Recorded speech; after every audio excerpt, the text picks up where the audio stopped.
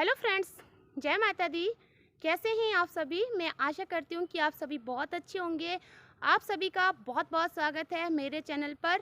और आज के ब्लॉग की शुरुआत अभी मैं कर रही हूँ सुबह के टाइम से। तो अभी खेत में हूँ और मुझे करनी है खेत की सफाई। यहाँ पे कुछ लकड़ियाँ हैं जो कि मुझे इकट्ठा करनी है, क्योंकि खेत बोने का टाइम आ चुका है। अभी तो कुछ बीजेंगे नहीं, बट अभी ऐसे ही इनको साफ़ करेंगे। आंखों के सामने कुछ बार बार उड़ रहा है और मेरा कैमरा भी कुछ एकदम से चमक रहा है, अजीब जैसा लग रहा है। तो आप सभी से मेरी रिक्वेस्ट है कि प्लीज़ ज़्यादा से ज़्यादा वीडियो को शेयर कीजिएगा। और यहाँ पे मैंने वीडियो की जो स्पीड है ना वो बढ़ा दी है, क्योंकि इससे क्या होगा कि मेरी वीडियो लंबी हो जाएगी और मुझे ना आज आप सभी लोगों के साथ में बात करनी है। क्योंकि मेरा मन कभी कभी होता है कि मैं आप लोगों के साथ में बहुत सारी बातें करूं, बहुत सारी करूं। तो मैंने सोचा कि वीडियो की स्पीड को ही थोड़ा सा बढ़ा देती हूं और फिर जो बाद में टाइम बचेगा उसमें मैंने आप लोगों के साथ में बातें करनी है। क्योंकि आप लोगों के कमेंट्स होते ही इतने प्यारे हैं कि उनको बिना मतलब उनको बताए मुझसे रहा नहीं जाता। और कुछ एक लोग तो ऐसे होते हैं जो बहुत गंदे कमेंट्स करते हैं, तो मुझे उनका बड़ा गुस्सा आता है। और यहाँ पे जो भी लकड़ियाँ हैं वो पीछे की है, जब हम यहाँ पे पशुओं को चराने आते थे ना, हरी घास निकाली है हमने, वो वाली लकड़ियाँ हैं। इनको भी मैं घर ले जाऊंगी और इनको भी स्टोर करके रख देंगे। हालांकि जो स्टोर करने वाली लकड़ियाँ थी वो तो मैंने पहले ही स्टोर करके रख दी है, पर ये बिखरी हुई ऐसे खेत में अच्छी नहीं लगती। तो ये लगा लिया मैंने लकड़ी का भार, मतलब भारा। और ये था इसका बचा हुआ, बट ये जो बचा हुआ था मैं इसको भी वेस्टेज नहीं होने दूंगी। इसके लकड़ी जो हम डेली यूज़ करते हैं ना, उसके लिए मैं घर ले जाऊंगी। और साथ में हैं यहाँ पे हमारे पशु और बकरियाँ भी। तो ऐसे भी क्या बेले बैठना था पशुओं के पास जब मैं आई ही थी यहाँ पे, तो अच्छा हुआ ना, फिर ये काम भी हो गया और पशु भी, इनका भी गुजारा हो गया। और ये बिना इनको बाहर नहीं छोड़े तो इनका गुजारा होता ही नहीं है। और वैसे भी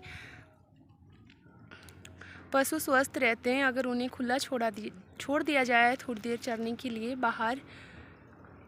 और कुछ एक गाय यहाँ पर है। धूप बहुत ज़्यादा चमक रही है इस वक्त और आसमान भी बिल्कुल साफ़ हो चुका है। अब तो गर्मियाँ आ गई है, स्टार्ट हो गई है क्या। अब बिल्कुल गर्मियों ने अब पूरी तरह से अपना जो जाल है वो बिछा दिया है। तो यहाँ पे मैं बैठ गई थोड़ी देर, क्योंकि रेस्ट कर लेती हूँ। मन में ना ऐसे हो रहा है कि क्या करूँ, और शरीर में ऐसे थकान थकान सी बनी हुई है।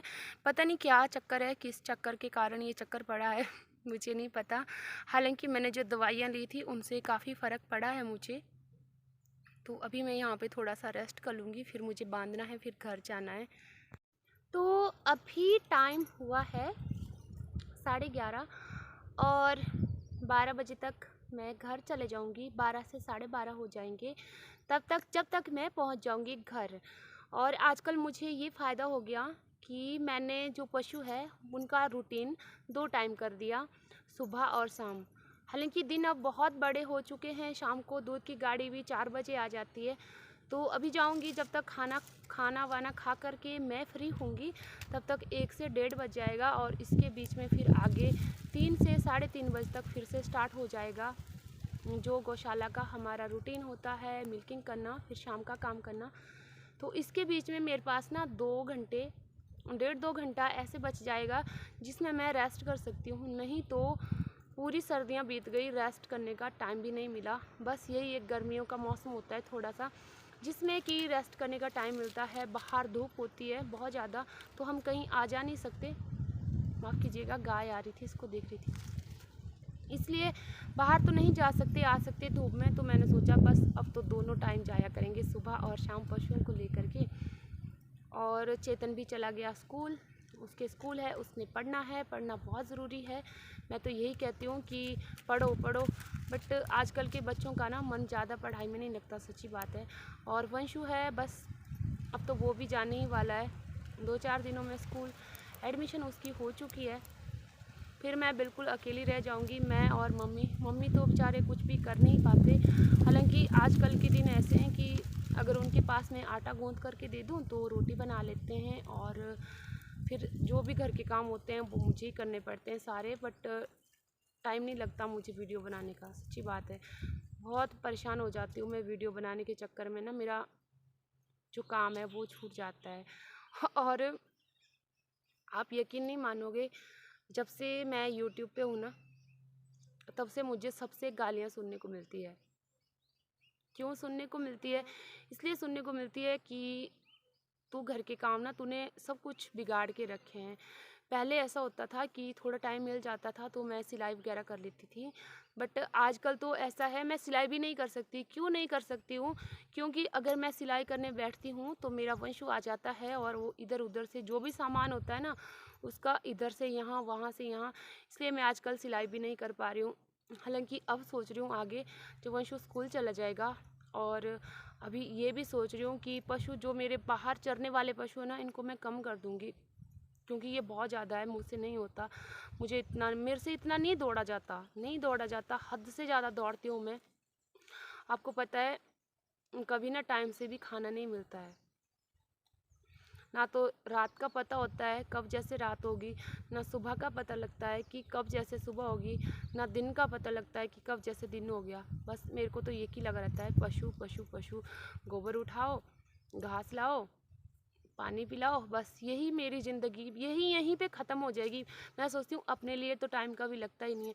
आप लोग भी बोलते हो ना कि अपना ध्यान रखो, अपना ध्यान रखो, पर नहीं होता, इतना सारे पशुओं के साथ नहीं होता। जब मम्मी थे तो कर लेते थे, बट मुझसे नहीं होता है। मैं तो यहीं पे थक गई हूँ। और अभी देखते हैं, मेरे जो पतिदेव जी है वो भी बोल रहे थे कि कृष्णा तेरे पास ना बहुत ज़्यादा पशु है, ऐसे करके एक गाय रख। तब मैं बोलती हूँ एक गाय से कुछ नहीं होगा, क्योंकि हमारे बच्चे बड़े हो रहे हैं, हमारी ज़रूरतें बढ़ रही है डे बाय डे, तो एक गाय से कुछ भी नहीं होगा। फिर ऐसे है कि हमारे यहाँ पे एक तो पानी का सोर्स नहीं है, अगर पानी होता ना तो मैं घर में आराम से कुछ एक सब्जियाँ लगा करके भी अपना जो होता है वो चला सकते थे। और एक अकेला आदमी ना कितना कमाएगा और कैसे वो अपने बच्चों को पालेगा? बहुत मुश्किल होता है, बहुत ही ज़्यादा। फिर भी हम तो कोशिश करते हैं और कुछ भी नहीं कर सकते हैं, देने वाला करने वाला ऊपर वाला है। बट मैं कभी हार नहीं मानती हूँ, कभी भी नहीं। चाहे एक काम से मुझे हटना पड़े, दूसरे काम पे लगना पड़े। और रही बात यूट्यूब की, तो मैं इससे भी अब परेशान हो गई हूँ।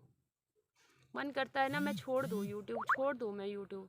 मैं सच बोलती हूँ, मुझे वीडियो एडिट करने का टाइम ही नहीं लगता है, तो इसी के चक्कर में मैं सोचती हूँ मैं छोड़ दूँ इसको, यूट्यूब को छोड़ ही दूँ, क्या रखा है।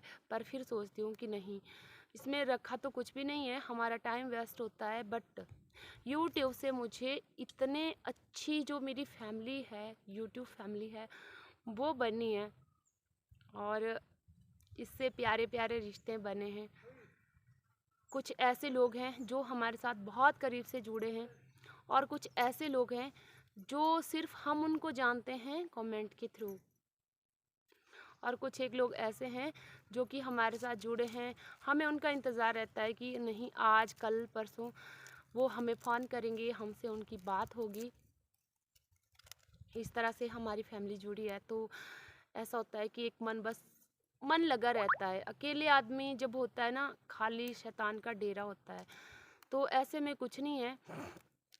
जब भी मैं अकेली होती हूँ ना, तो मैं बस जितने भी मेरी फ्रेंड्स हैं जो बहुत करीब से जुड़े हैं, उनके साथ बात करती हूँ, तो मेरा मन बहुत ज़्यादा खुश होता है। मैं बहुत ज़्यादा खुश हो जाती हूँ कि नहीं यार देखो, अगर मैं यूट्यूब पे नहीं होती तो मुझे ये नहीं मिलता जो मुझे आज मिला है। और वो क्या मिला है, क्या अनमोल तोहफ़ा है वो सब आप लोग हैं। आप लोग मुझे बहुत अनमोल हो, आप लोगों का मेरी ज़िंदगी में कोई मोल नहीं है। क्योंकि आज से पहले मैं किसी को नहीं जानती थी, 2 साल 1.5 साल पहले मैं किसी को भी नहीं जानती थी। ना मुझे इतना भी पता नहीं था कि यूट्यूब कुछ ऐसा ज़रिया है, ऐसा फ़ील्ड है जहाँ से हम कुछ ऐसा कर सकते हैं। मुझे कुछ भी नॉलेज नहीं थी। बट धीरे धीरे जो मैंने सीखा, जो मैंने पाया, वो मुझे सिर्फ़ और सिर्फ आप लोगों की बदौलत मिला है।